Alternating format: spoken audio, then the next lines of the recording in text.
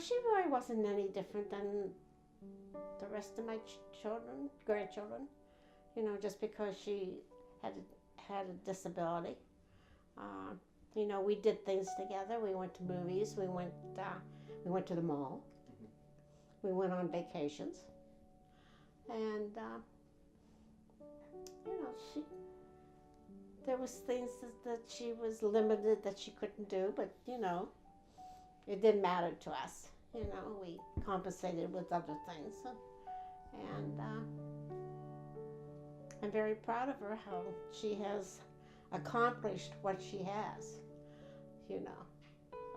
Graduating from high school with honors and going to college and graduating from there with honors, and now she's in grad school.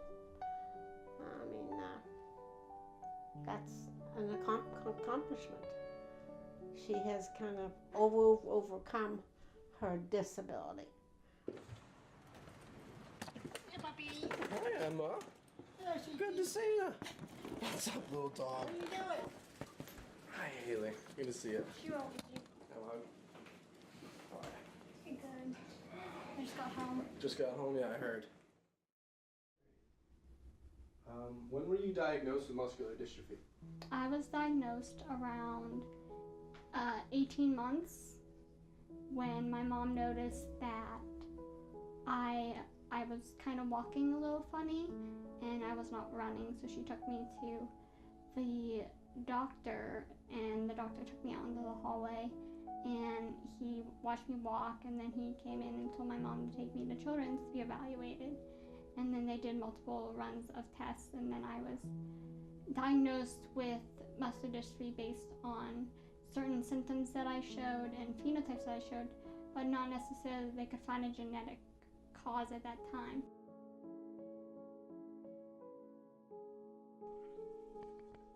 Muscular dystrophy isn't just one type of disease. It's basically like an umbrella term. So underneath the umbrella is conditions such as Duchenne, Becker's, limb-girdle muscular dystrophy, which is what I was diagnosed with at that time. It affects different areas of the body depending on what type you have, but when I was diagnosed, it was shown that it was affecting my shoulder muscles and my hip muscles, which is why I have difficulty raising my arms above my head. I can't stand up and walk. Over time, my lungs got checked, my heart got checked. The disease started to affect that I was just losing heart muscle too.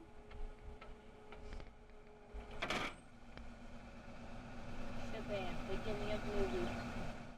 And after a lot of genetic testing, we eventually found the genetic cause of my condition, and that it was actually called Emery-Dreifuss muscular dystrophy, which is what I have. So I was a genetic mystery for a while.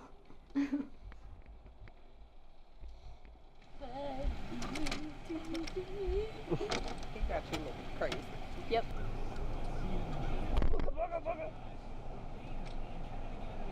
He was gonna take a nap.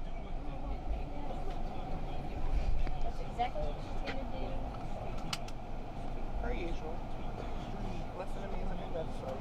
Well, I grew up very fast because when we used to transfer houses to house, like from my dad's house to my mom's house.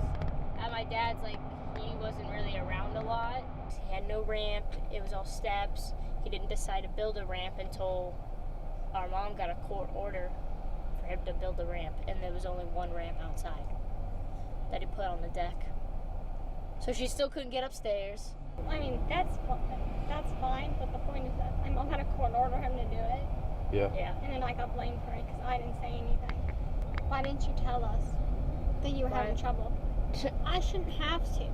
Yeah. I'm the kid. Yeah.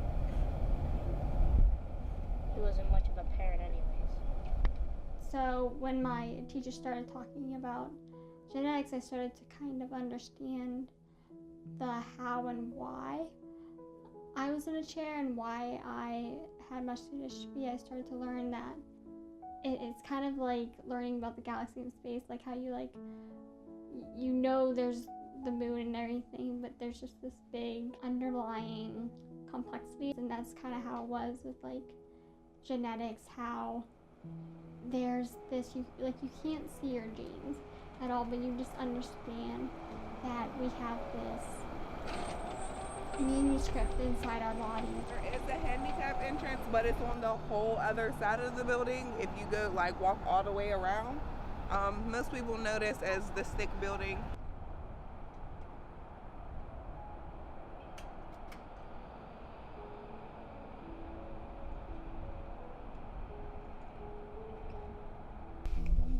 So what class is first again?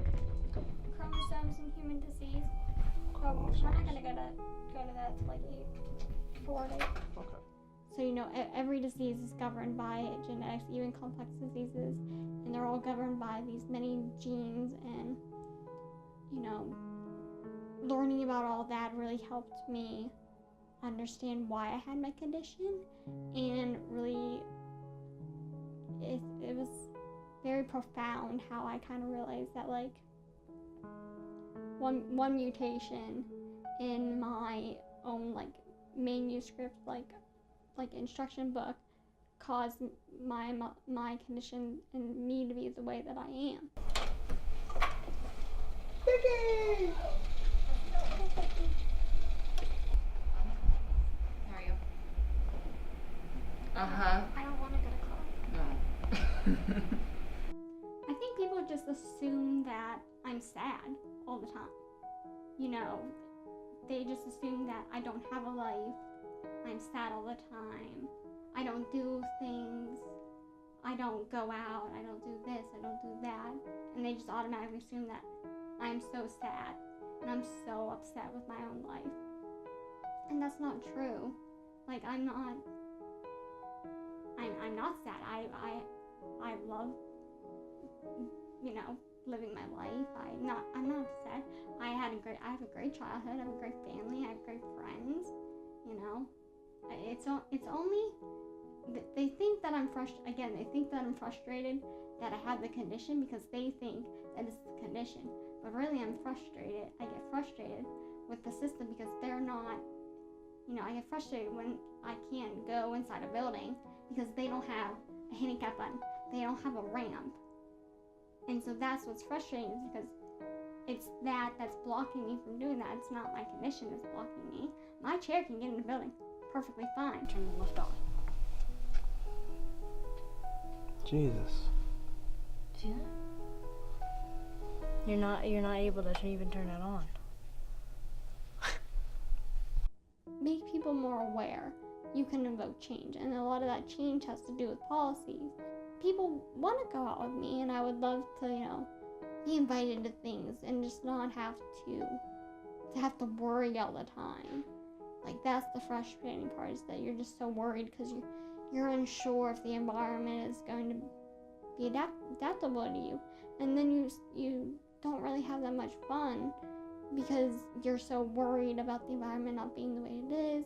And then people feel bad because they think that they're the ones excluding me, but they're not the ones that are excluding me. I think I inspire people for a wrong reason. I think they see me so that they can feel better about themselves, and they kind of see me like, oh my goodness, you're happy. You're so strong because you're happy.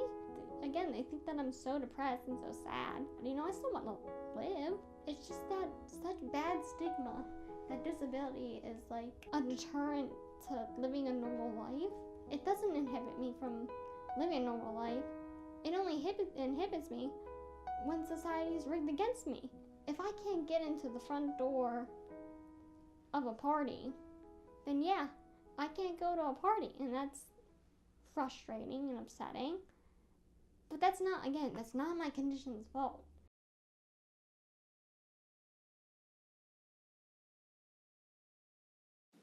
I think the movie would be called The Life of a Cripple.